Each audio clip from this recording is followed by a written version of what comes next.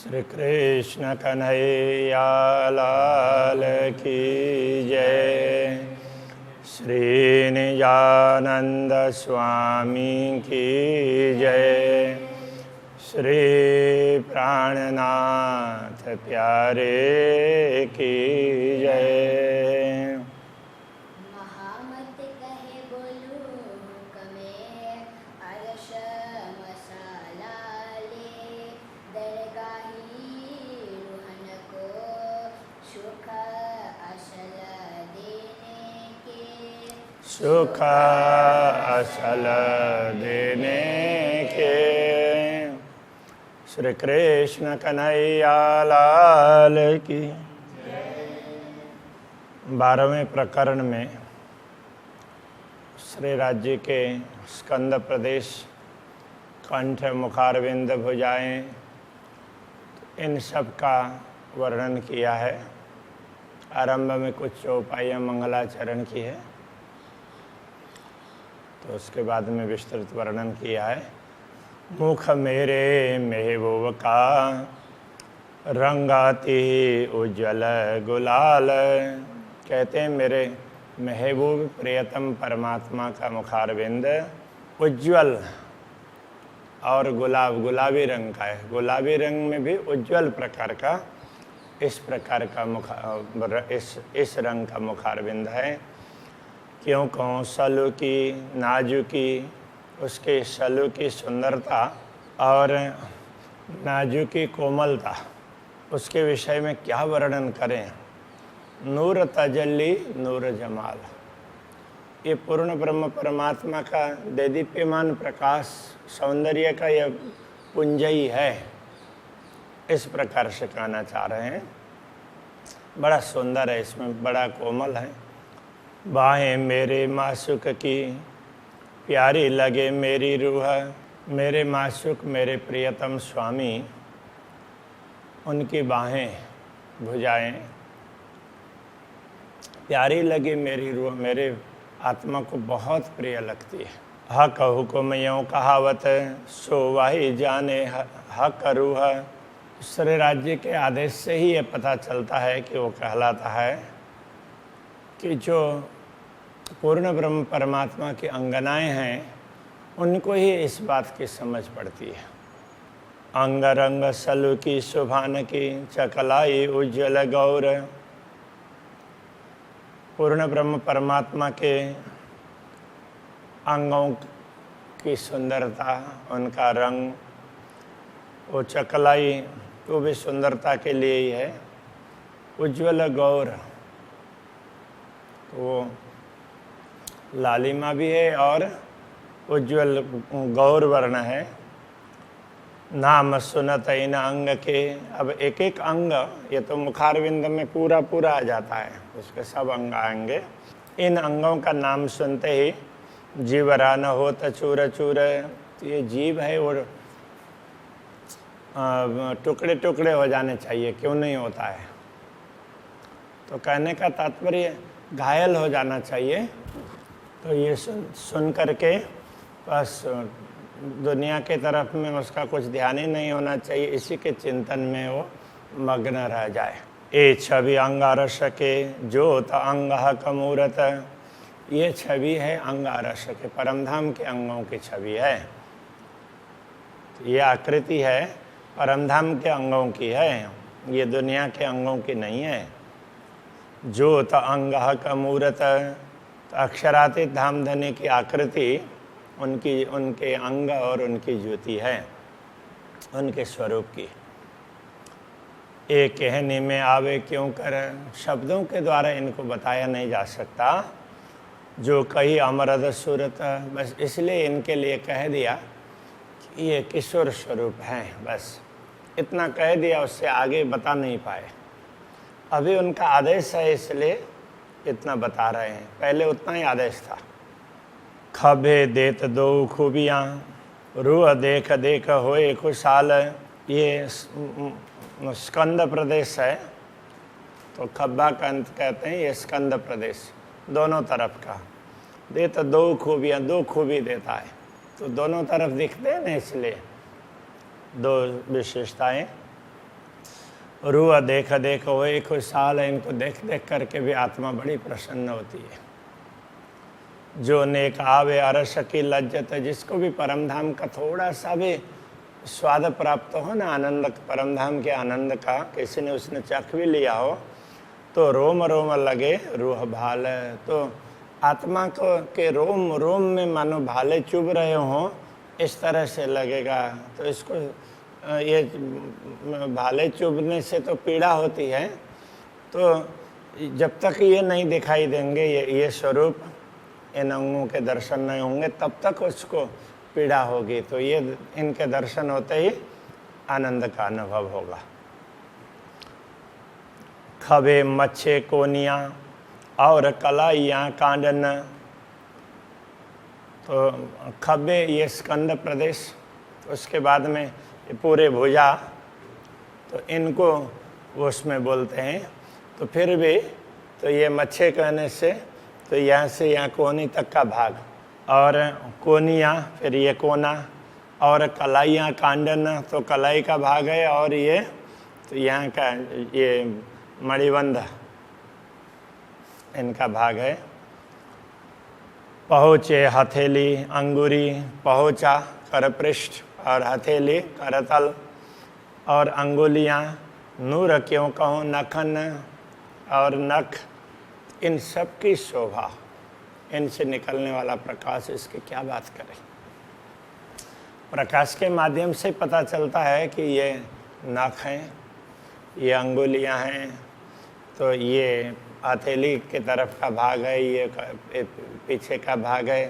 तो वो प्रकाश से, प्रकाश के कारण ही स्वयं प्रकाश, उसमें से प्रकाश निकलता है, तो उसमें से दिखाई देता है। जैसे दुनिया में तो क्या है कि कोई भी वस्तुएं जड़ है, प्रकाश फेंकने पर उसमें दिखाई देता है। तो परमधाम में सर्वत्र प्रकाश है, तो उनमें प्रकाश निकलता है, उसमें से पता चलता है। ज्योत नखन की क्यों कहूँ अवकाश रयो भराए, और ये नख से निकलने वाली ज्योति है, उसकी क्या बात करें, इनसे तो पूरा आकाश भर जाता है इनके प्रकाश से। तो तामे ज्योत नखन की नहरें चलियाँ जाए, मानो पूरा आकाश से वो प्रकाश से भरा हुआ है। तो उसमें भी नखों की ज्योति है, तो ऐसे पूरे आसमान को चीर करके आगे तक पहुंचती है। तो प्रकाश की नहरें आगे बढ़ रही हो ऐसा लगता है।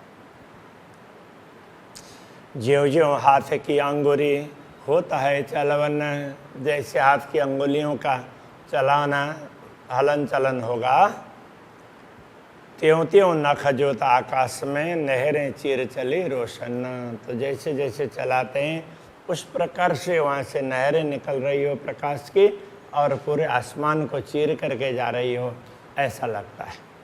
इसलिए वो स्वरूप सुंदर, इस प्रकरण में भी कहा था, नख का नूर चीर चढ़ियो आसमान में, ज्यों हक चलवन करे सब अंगूरी। उसी की स्पष्टता यहाँ और ज़्यादा कर दी। वो नहर की तरह से लगता है। एक अंग जो निरखिए तो निकस जाए उम्र। दूसरे राज्य के अंग इतने सुंदर हैं कि एक एक अंग को देखने लग जाते हैं ना, तो देखते ही रह जाएं ऐसा लगता है। पूरी आयु, पूरा जीवन ही उसमें चला जाए ऐसा होता है। उसी में इतनी मस्ती आती है, इतना आनंद आता है, वो देखते ही रहें ऐसा होता है। एक अंग वर्णन ना हो वही, इसलिए एक अंग का भी वर्णन नहीं हो सकता, तो होए स्वरूप वर्णन क्यों कर। तो जब एक ही अंग का वर्णन नहीं हो सकता तो पूरे स्वरूप का वर्णन कैसे हो सकेगा। इसलिए शास्त्रों में इतनी स्पष्टता नहीं हुई है। इसका कारण यही है कि वो शब्द वर्णन हो ही नहीं सकता, शब्द बहुत सीमित हैं। इसलिए हाँ है, परमात्मा है, वो युवा हैं, किशोर स्वरूप हैं, अलग अलग स्थानों में अलग अलग तरीके से समझाया। सच्चिदानंद स्वरूप है ऐसा बोल दिया, किंतु एक एक अंगों का वर्णन नहीं हुआ। अति गौर हस्तकमल, अति नरम, अति सलूक। अब हस्तकमल की बात करेंगे तो इनमें गौरपन है, उज्ज्वलता है, और अत्यंत नरम है, कोमल बड़े ही कोमल। अब दुनिया में तो कोमलता अंगों में देखेंगे तो बच्चों के लगते हैं, तो उससे भी ज़्यादा कोमल। वो तो एक उदाहरण के लिए बहुत ज़्यादा कोमल, और सलूक उसमें सुंदरता भी बहुत ज़्यादा है। ये हस्त चकलाई देख के, अब ये हाथ की ये चकलाई तो एक प्रकार से आभा, इसको देखते हैं तो जीवरा होता नहीं टूक टूक, ये देख करके ये जीव है तो वो टुकड़े टुकड़े होना चाहिए। कहने का तात्पर्य ये है कि उसको शरीर में रहते हुए पीड़ा होनी चाहिए, और शरीर को छोड़ करके तो परमधाम में जागृत होकर के इन दृश्यों को देखना चाहिए, इन अंगों को। कांडे कलाई कोनिया, और फिर वापस लौटते हैं। कांडा कलाई तो ये सब मणिबंध और उसके ये भाग है, तो ये पूरा यहाँ से लेकर के यहाँ तक भाग है, तो उसके लिए ये कह रहे हैं। कोनिया तो कोना ये, और इन अंग रंग सलूक, इन अंगों में अंगों के रंग की सुंदरता अब क्या बताएं। फिर मच्छे खब्बे लग देखिए, फिर पूरा ये भुजा, पूरी भुजा और स्कंद प्रदेश तक देखें। रूह क्यों न होए भूख भूख, तो ये आत्मा जैसे कोई चीज़ है पीसी जाए तो उसका भुक्का बन जाता है ना, चूर्ण हो जाता है, तो ये आत्मा कैसे टिकी रही है इस शरीर में।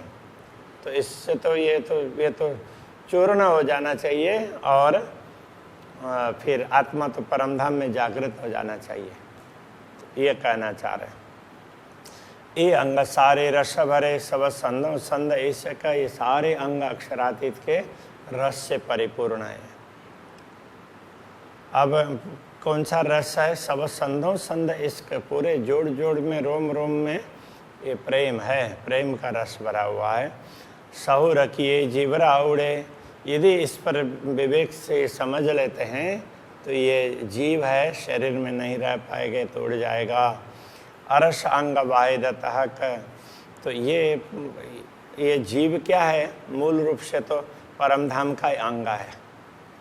हक वाहिदत का तात्पर्य पूर्ण ब्रह्म परमात्मा के अद्वैत भाव में है, तो उनका अंग ही है, तो इसीलिए वो दुनिया में कैसे टिक पाएगा।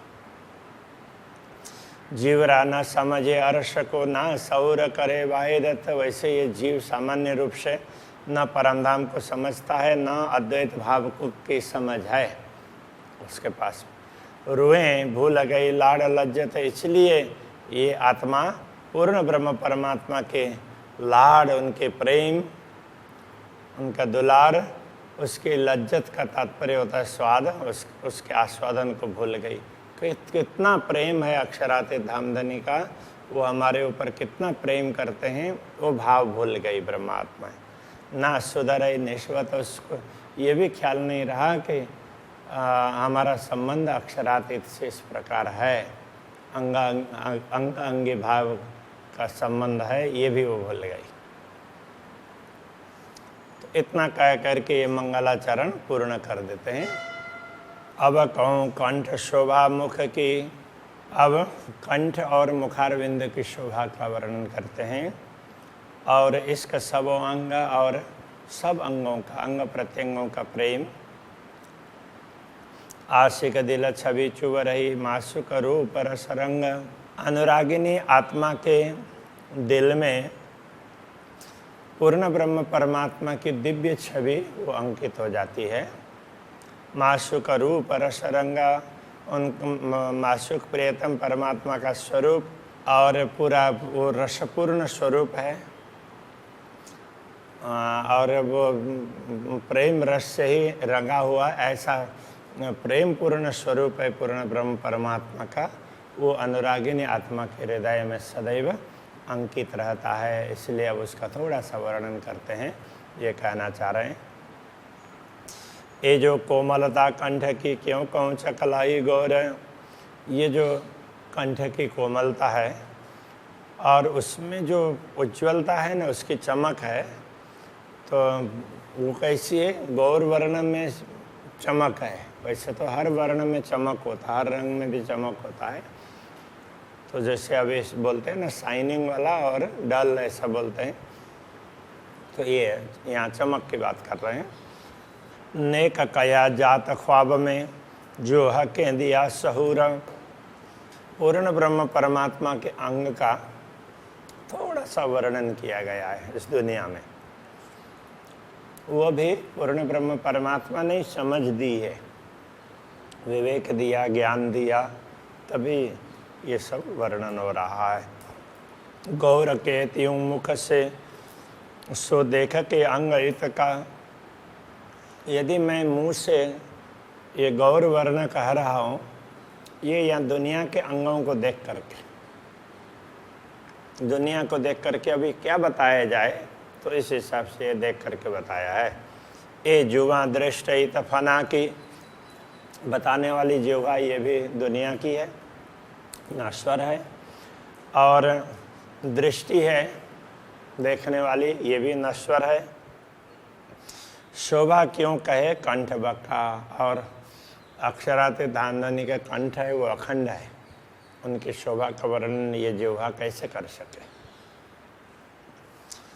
कंठ गौर कई सुख देवही, गौर कंठ है तो वो कई प्रकार के सुख उसमें से प्राप्त होते हैं। दर्शन से बड़ा सुंदर लगता है तो उससे बड़ा आनंद आता है। जो कछुक खोले रुआ नजर, आत्मा अंतर की दृष्टि खोल करके देखे तो ये सब अनुभव हो जाएगा। सो होता हक के हुक्म जिन्होंने करी नजी का फजर। ये सब वर्णन तो अक्षराते धामधनी के आदेश से ही होता है। तो उसने क्या किया है, तो ये ब्रह्म ज्ञान के प्रभात को निकट ला दिया। ब्रह्म ज्ञान का प्रभात हो गया, इसलिए ये सब वर्णन हो रहा है। ए जो लज्जत लाड़ की सो भी हुई हाथ ईजन। जो लाड़ लज्जत की बात करते हैं, अक्षराते धामधनी कितना प्यार करते हैं ब्रह्मात्माओं को, तो उसके आस्वादन की बात करते हैं, तो वो वर्णन भी अक्षरातीत के आदेश के अधीन है। वो चाहते हैं तब हो रहा है, बाकी हमारे बलबूते में से ये होने वाला नहीं है। जिन निश्वतें बेशक कही ताए क्यों न आवे लज्जत तन। जिनका निश्वत संबंध निश्चित रूप से बताया कि ये ब्रह्मात्माओं का संबंध अक्षरातीत के साथ में है, ये निश्चित रूप से बता दिया, तो ब्रह्मात्मा के द्वारा वर्णन क्यों नहीं हो सकता, उसको ये स्वाद क्यों नहीं मिलेगा। वो तो अनुभव करेगी और वर्णन करेगी। ना तो बेशक जब निश्वत तब रूह क्यों करे फरामोश। अन्यथा जब अक्षरातीत की अंगना है, ऐसा संबंध है, तो उसको ये फरामोशी भूल होने की आवश्यकता ही नहीं है। वो विस्मृति की, उसको तो विस्मृति होनी नहीं चाहिए। किंतु ये देह जो सुपन की छिन में उड़ावे हक जोश। तो अब ये तो स्वप्न का देह है, अक्षरातीत धामधनी ने किसी विशेष उद्देश्य के लिए दिया है। तो वो जैसे ही हम जागृत हो जाएंगे, हमें पता चलने लग जाएगा, तो किसी भी समय उसको उड़ा देंगे। वो जब चाहेंगे वो उड़ा देंगे और धाम में जागृत करेंगे। तो श्री राज्य का जोश ही अक्षरातीत धामधनी का जोश है, वो इस शरीर को क्षण मात्र में उड़ा सकता है। ये जो देखो सहूर करके भई आड़ी हक आमर। जरा सहूर करके देखो, विवेक से चिंतन करके मनन करके जरा सा देख लो। भई आड़ी हक आमर, हक के आमर तो श्री राज्य का आदेश, तो वो व्यवधान रूप बना है। वो चाह रहे हैं तब शरीर टिका हुआ है, वो जब तक चाहेंगे तब तक टिका रहेगा। हमने तो उनके ऊपर छोड़ दिया, अब लगाम उनके हाथ में, तो जब तक चाहेंगे तब तक टिका देंगे, जब चाहेंगे तब उसको उड़ा देंगे। ये कह रहे हैं कि ये शरीर टिका है, तो इसमें श्री राज्य का आदेश से महत्वपूर्ण भूमिका निभा रहा है। ना तो बल करते धनी बेशक, ये देह ख्वाब रहे क्यों कर। जब धामधनी चाहते, निश्चित रूप से वो चाहते तो ये शरीर, ये स्वप्न की देह है, ये बिल्कुल टिक नहीं सकती।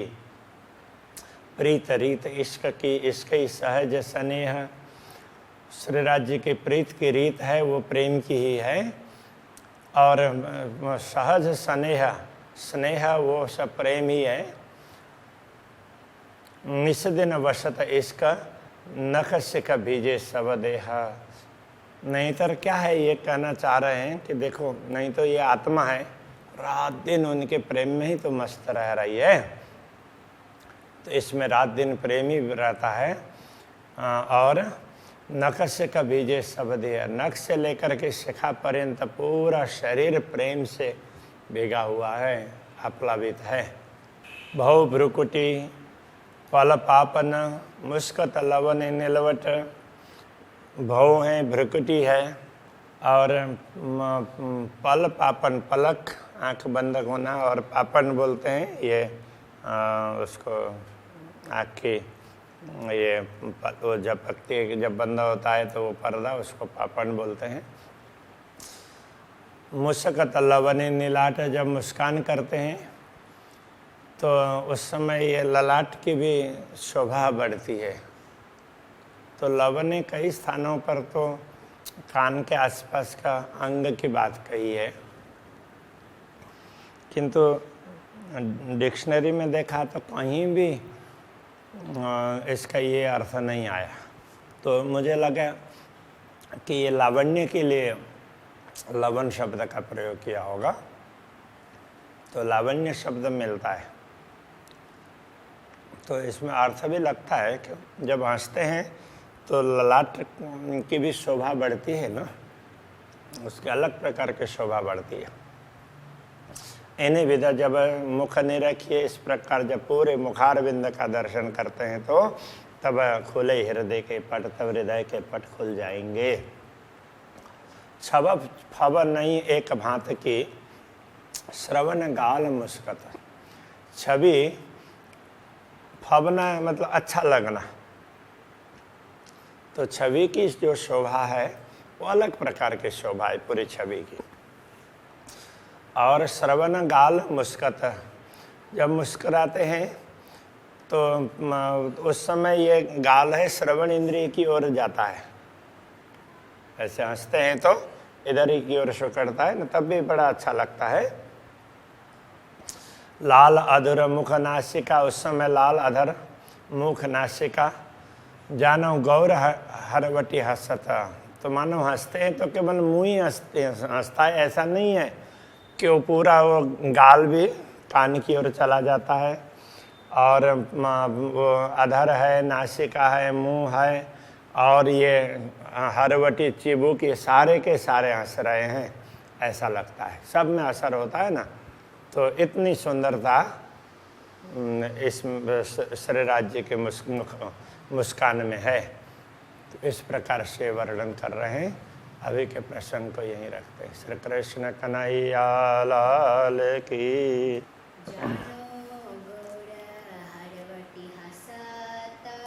जानो गौर हरवटी हंसत,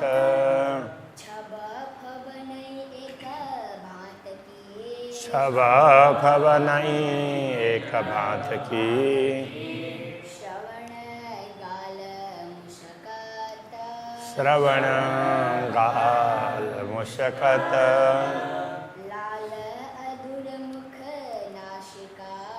लाल अधर मुख नासिका।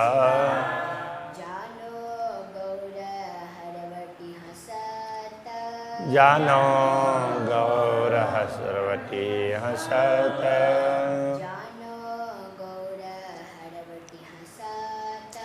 जानो गौर हरवटी हंसत। कन्हैया लाल की।